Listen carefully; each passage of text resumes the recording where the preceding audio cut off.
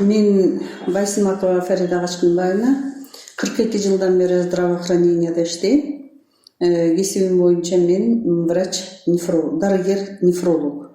Бул нефролог деген ким болот? Нефролог деген бөйрөк ооруларынын терапиясын дарылаган врач болот.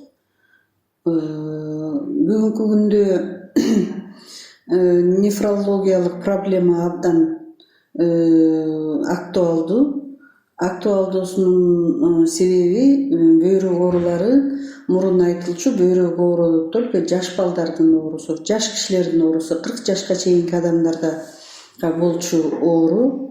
Бул биринчи бөйрөктүн өзүнөн кеткен дарт болуп эсептелинет деп айтылчу. Жашы өткөн адамдарда бөйрөк оору аз кездешет деп айтылчу мурун. Азыр болсо бүгүнкү күндө бөйрөк оорулар жашы өткөн адамдарда деле өтө көп кездешип жатат. Мунун бирден бир себеби мына адам планетадагы адамдардын жашоосунун карылыкка өтүп кары адамдардын жаш өткөн адамдардын саны көбөйгөнү менен белгилүү. Биринчиден, экинчиден ошо жаш өткөн адамдарда көп нерсе кездешет, организмдеринде өзгөрүүлөр, жашына жараша өзгөрүүлөр көп кездешкендиктен ошонун ичинде бөйрөк оорулар дагы кездешип жатат. Бүгүнкү күндө мен эмнеден баштап айтсам деп турам, бул оорунун келип чыгыш себеби, биринчи бөйрөк оорунун өзүнүн келип чыгышы жанагы жаш адамдардын организминде боло турган оорунун биринчи эле себеби бул инфекция кетет, бактериялык инфекциялар кетет, андан тышкары вирустар кетет, андан тышкары лекарстволор. Адамдар азыр өзүлөрү эле билип, интернеттен окуп алышып, ошонун побочный действиясы барбы, же бөлөк жагын ойлобой туруп эле антибиотиктерди да көп колдонушат, жана бөлөк нестероидный противовоспалительный, кичине башы ооруп калса деле, бели ооруп калса, бут ооруп калса деле ошол дарыларды колдоно берет. Ошол колдонулган дарылардын негизинде бөйрөккө чоң таасир кетип калышы мүмкүн. Ошонун эсебинен булардын себептери ошо инфекция болсо, вирус болсо, анан ошо туура эмес колдонулган дарылардын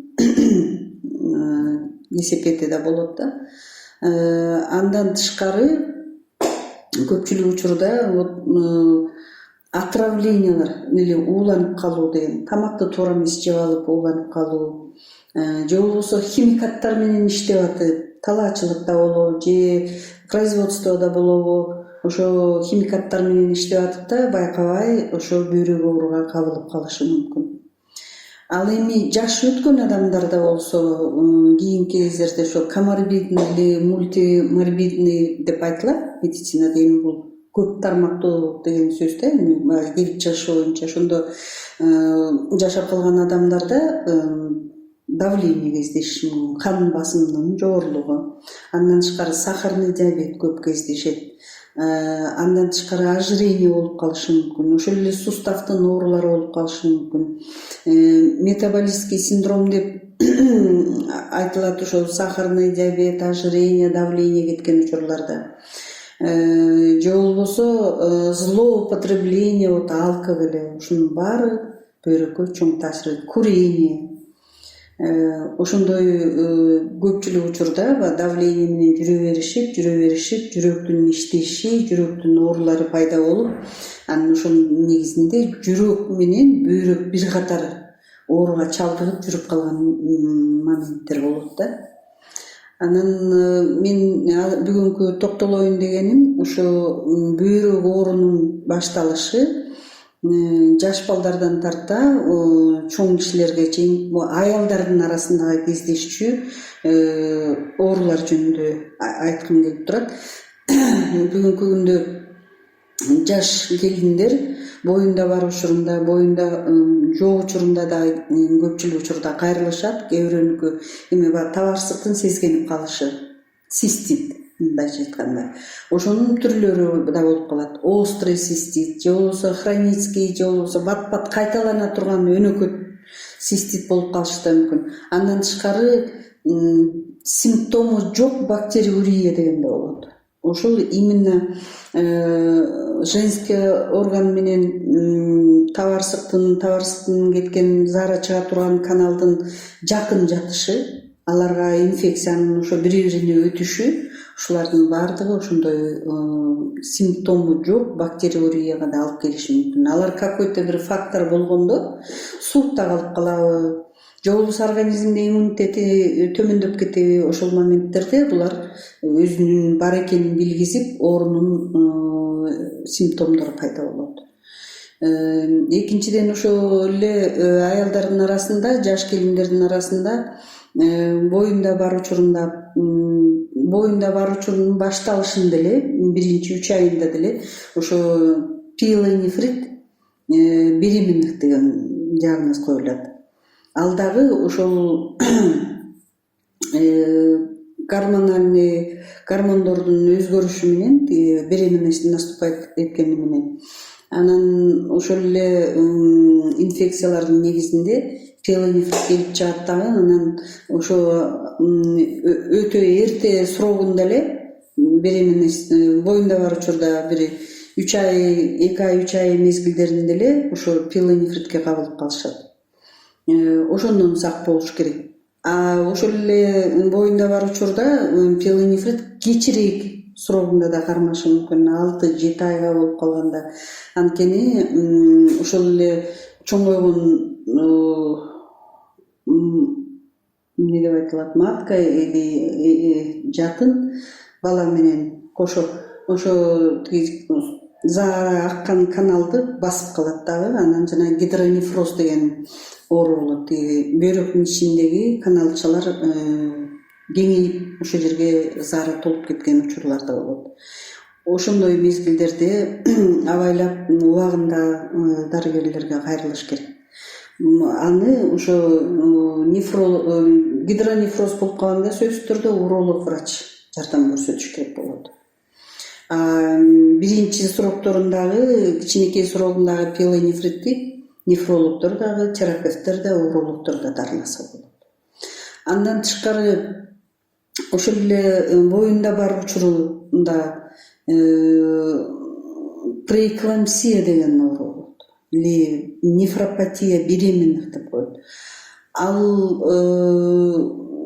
дарт ошо именно ошо боюнда бар учурда 22-24 неделяда башталат.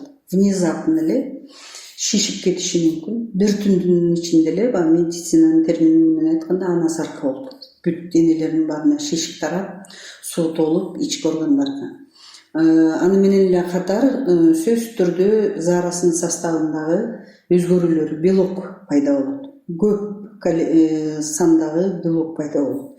Андан тышкары самый мындай өтө жашоо жизни угрожающий момент деген это давлениянын, кан басымдын көтөрүлүп кетиши. Мындай учурда именно ошол моментинде или ошону эрте тезирээк диагноз коюп жардам көрсөтпөсө, бала дагы эне дагы майып болуп калышы мүмкүн. Бул ошо жаш келиндердин эми ошо аялдардын эмеси болуп аткандан кийин ошону ушул жагы өтө көйгөйлүү болуп калат да, но баардыгын эле кездеше бербейт. Кээ бир оору ошондой пайда болуп калат. Андан тышкары ошо беременность наступает уже мурун ооруп жүргөн келиндердин арасында. Ошо пиелонефрит болобу же гломерулонефрит деген оору болот. Бөйрөктүн өзүнүн оорусу это гломерулонефрит. Ошол гломерулонефрит менен ооруп жүргөн учурда дагы келиндер ошо боюна бүтүп калып, ошондой дагы чоң проблема пайда болот. Көп белок кетип, шишип кеткен учурлар, анан өзүлөрү билет, өзүлөрүндө ошондой өнөкөт оору бар экен. алар кайрылышпайт гинекологдорго дагы, терапевттерге дагы, потому что ошо боюңдан алдырып ташта, эмеңе зыян кетип атат деген сөздөр кетет да, анан алар ошо качып жүрө берген учурлар болот.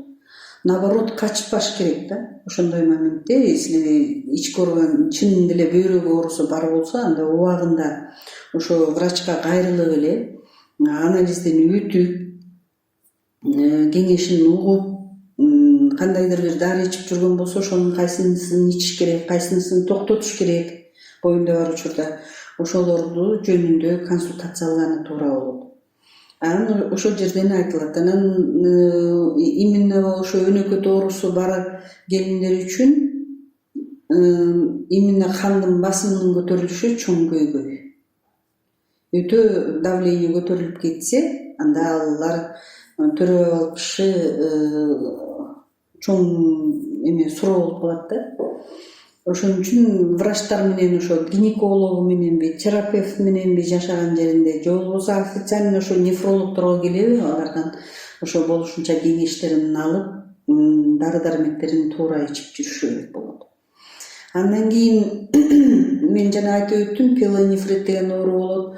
Анан жашы өткөн аялдарда кандай проблема болушу мүмкүн? Жашы өткөн аялдарда дагы эч кандай оорусу жок болсо деле, мурун кийин, же болбосо мурунку сахарный диабет менен жүргөн болсо, же кандын басымы жогору болуп жүргөн учур болобу, же болбосо бөлөк оорунун негизиндеги ошо именно заара кыла турган ошо табарсыгынын проблемалары көп болот. Жаш өткөн адамдарда дагы ошо пилонефрит өзүнчө жүрөт. Анан көпчүлүк учурда заарасын кармай албай калган учур болот. Именно жаш өткөн аялдарда. Көпчүлүк учурда ушундай заарамды кармай албай атам, түнкүсүн туруп атам, же болбосо заара кылыш керек дегенди ойлогондо эле уже чыгып кетип жатат деген маселелер болот. Ошолорду дагы баардык жагынан мындай жакшылап исследование жүргүзүп аныкташ керек да. Жанаша жаткан органдардан кетип атабы, же хронический өзүндөгү мурунку оорулардын негизинде ушундай болуп атабы, же кан аздык болуп атабы, же неврологический симптоматикасы барбы, ошолорду да тактап, ошолорду лечение жүргүзүш керек. Бул ошо жаш өткөн адамдардагы чоң маселе ушул болуп калат. Анан ошол эле жаш өткөн адамдарда жана айтып өттүм, бөйрөк оору ошо сахарный диабетте, булар группа риска киришет. Сахарный диабети бар адамдар, давлениясын жогору болуп жүргөн адамдар, андан тышкары дагы жанагы хронический бөйрөктөн тышкары хронический жанагы суставный синдромдор, ревматоидный артрит деген оору, подагра деген оорулар болот. Же болбосо специфический инфекция, туберкулез деген оорулар болот. Мына ошолор менен жүрүп, жашы өткөндө, өйдөлөгөндө ошол оорулардын негизинде бөйрөктүн поражениясын алып келген бөйрөк оору болот. Амилоидоз деген оору болот. Жана гнойно воспалительный процесстин негизинде келип чыккан.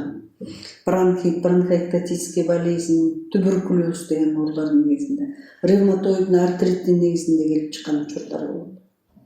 Андан тышкары кан ооруларынын негизинде дагы пайда болгон учурлар болот. Ошондой учурларда аял киши болобу, же болбосо эркек киши болобу, врачтарга убагында кайрылыш керек.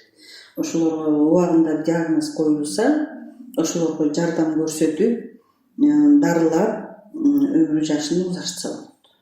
Анан профилактика болгондо эми кандай? Профилактика болгондо вот жаш адамдар биринчи случайда эмени инфекцияны организмде болбогонуна, өзлөрүнүн ошо тышкы терилеринин таза жүргөнү, эч кандай мындай угри, высыпание, же болбосо какие-то трещины, ушундай деген, же болбосо ошо тери ооруларынын гнойный тери оорулары болбогонго, ириң деген тери оорулары болбогонго, басым жасаш керек. Ошо жакшылап ошо өзүлөрүнүн терисин жакшылап барат. Андан тышкары тишин караш керек. Особенно жаш адамдар көпчүлүгү тиштерин карабайт, тиштери кариес менен жүрөт. Ошол эле инфекция алып туруп өпкөнү, боорду, жүрөктү, бөйрөктү бузган. Ошол алып келет. Андан тышкары жаш адамдар еще өзүлөрүнүн тамагын караш керек. Часто жана ангина болгондор. Ошо ангинадан кийин анан бөйрөк оору көпчүлүк учурда ошо ангинадан кийин башталат. Ошондой профилактика үчүн биринчи очередь ошо санация. Ириңдеген жери барбы, же тиштери бузукпу, же ангинасы дагы ошо ириңдегенин түрүбү, же болбосо инфекция жатабы, ошону жакшылап дарылаш керек. Биринчи профилактика. Аялдар болсо, если жанагы симптому жок бактериурия деген ал случайно табылып калышы мүмкүн. Зарасын исследованияга жиберсе, ошол моментте ошол эме чыгышы мүмкүн. Ошондой болгондо сөзсүз түрдө ошол жерде пассив мочи деген анализ бар. Бул идентификация жана бактерияларды, инфекцияларды ошо пассив жасап көрүш керек. Кандай инфекция чыгат, ошого жараша лечение жүргүзүп койсо болот. Пилонефрит эми ал бир эмнеси учурунда айтыш кыйын.